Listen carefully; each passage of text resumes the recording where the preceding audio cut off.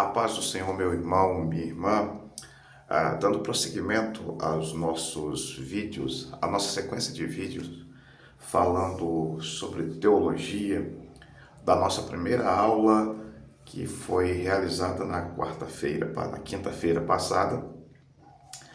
Hoje nesse vídeo, nós vamos falar sobre a validade e a autoridade da palavra de Deus.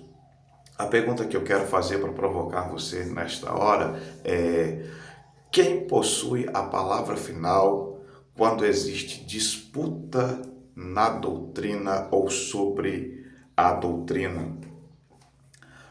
Foi cunhado o termo sola scriptura. Sola scriptura. Esse termo significa que só a Escritura tem autoridade sobre aquilo que é doutrina na igreja. Com o passar do tempo, o cristianismo, a partir já do ano 50, 100 depois de Cristo, começaram a surgir muitas heresias, muitos modos de ensinar a palavra de Deus que estavam saindo um pouco daquilo que a Bíblia dizia, daquilo que os discípulos ensinavam, daquilo que era a realidade do cristianismo.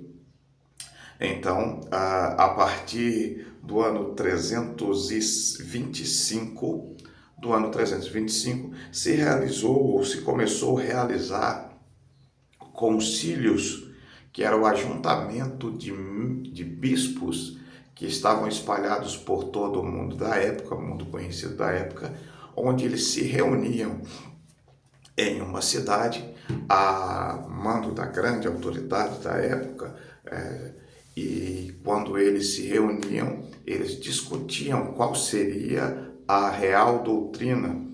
E nós temos um exemplo em 325 depois de Cristo, um grande concílio na cidade de Niceia, onde o tema era o arianismo. Ário era um bispo que começou a proclamar que Jesus não era de mesma substância de Deus, ele não era Deus, ele era um ser que veio a mando de Deus, mas não tinha a natureza divina. Então, com todos esses bispos reunidos no Concílio de Niceia, se condenou o arianismo, que negava a divindade de Cristo, e aí se estipulou a palavra homoousios, que significa de mesma substância. Então, a partir de 325, ficou condenado o arianismo. Ário foi condenado o seu ensino e passou-se a ensinar na igreja que Jesus Cristo era de mesma substância de Deus. Em 381 houve um outro concílio para definir o que seria o Espírito Santo.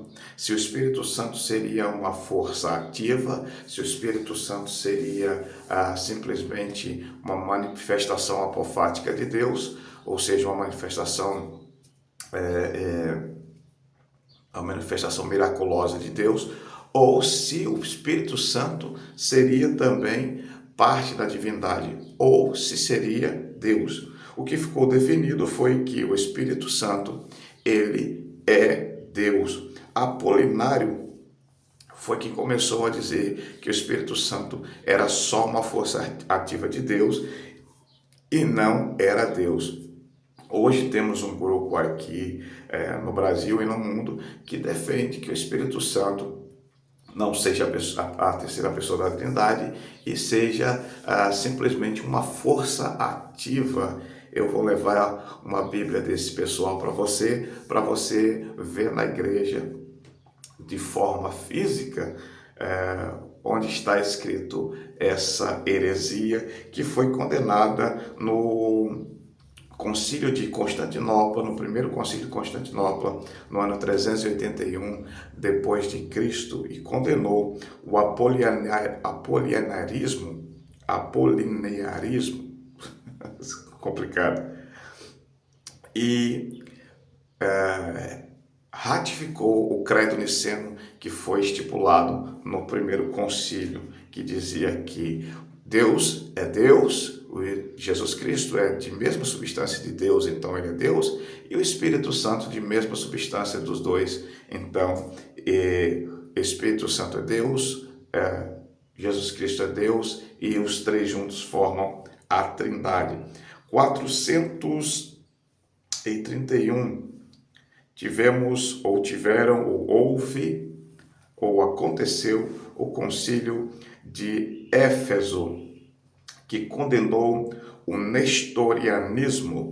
O nestorianismo, através desse bispo chamado Nestor, foi um homem que ensinou a doutrina de que Jesus tinha duas naturezas separadas. Ele, quando era mais novo, era só um homem, mas depois que começou o seu ministério, ele tornou-se Deus, o que quer dizer que Maria, ela não era mãe de Deus, era mãe de um homem comum. E quando Jesus começou seu ministério, aí sim ele assumiu a natureza de Deus e passou a ser Deus. Nesse concílio proclamou-se, e aqui há uma coisa bem interessante a ser discutida, mas nós não vamos ter tempo nesse vídeo. Se os irmãos quiserem, os irmãos coloquem aí e a gente faz um vídeo a respeito sobre esse assunto, a respeito desse assunto. Nesse concílio, em 431, foi estipulado que Maria seria a mãe de Deus, tá? Mãe de Deus. E nós temos que concordar que ela foi mãe de Deus. Por quê? Se levarmos em conta que as duas naturezas de Jesus nunca se dividiram, Jesus foi 100% ou é 100% humano e é 100% Deus. Quando Maria dá à luz, ela dá à luz um ser com duas naturezas. Essas duas naturezas nunca se separaram, elas nunca progrediram. Jesus, quando era criança, um bebê que ele teve que ser gerado no ventre da mulher, ele era Deus. Então, quando ele nasce de Maria, ela dá à luz a Deus. Então, Maria, em 431, na Turquia, em Éfeso, se proclamou que Maria seria Theotokos, ou seja, mãe de Deus, tá bom? Outra hora a gente debate mais a respeito desse assunto, porque senão esse vídeo aqui vai ficar muito longo, ele já está chegando no limite. 451, houve o Concílio de Calcedônia, e o Concílio de Calcedônia condenou o monofisismo, e definiu a união hipostática de Cristo. O que seria isso? Definiu que Jesus tinha unido em um mesmo ser as duas naturezas, a natureza física, a natureza humana e a natureza celestial, a natureza de Deus. Então, para terminar com a confusão, essa separação que muitos vinham pregando, ela foi abolida. Então, quando alguém prega que Jesus ou foi só um homem ou foi só Deus, ele está errado. A igreja condenou esse ensino e a igreja ensina que ele foi 100% homem, 100% Deus, tá bom? Para não ficar muito longo, nós tivemos vários concílios, e entrando para a Idade Média, nós tivemos o Concílio de Constantinopla, nós tivemos o primeiro Concílio de Latrão, o segundo Concílio de Latrão, o terceiro Concílio de Latrão, o quarto Concílio de Latrão, isso já em 1245 depois de Cristo, em Lyon, na França. E todos esses concílios, eles trouxeram algumas coisas interessantes para nós, E depois de um tempo a gente tem que começar a entender que esses concílios também trouxeram erros doutrinários. Aí entra a separação, o cisma da igreja,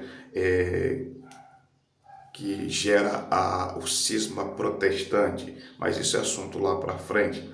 O que eu estou querendo dizer, o que eu quis passar para você neste pequeno vídeo, para que você entenda. Nada, nenhuma doutrina, nenhum concílio, nenhuma tradição, ela é maior do que a Bíblia Sagrada.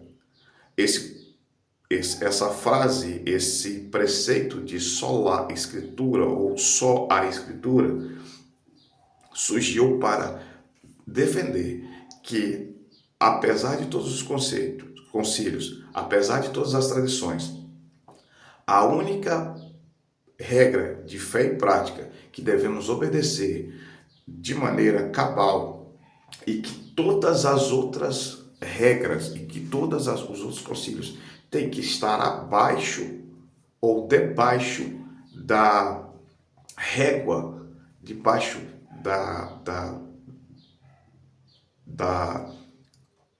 como vamos dizer, debaixo da aprovação, para melhor dizer, é a Escritura Sagrada.